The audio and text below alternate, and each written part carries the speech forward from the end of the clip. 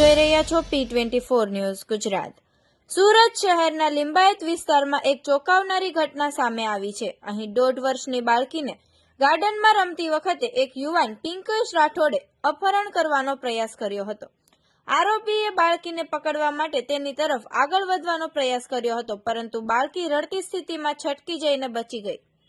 આ ઘટના દરમિયાન બાળકીની માતા તે સમયે આવી ગઈ, જે જોઈ તે યુવકને બરાબર મેથી પાક આપ્યો।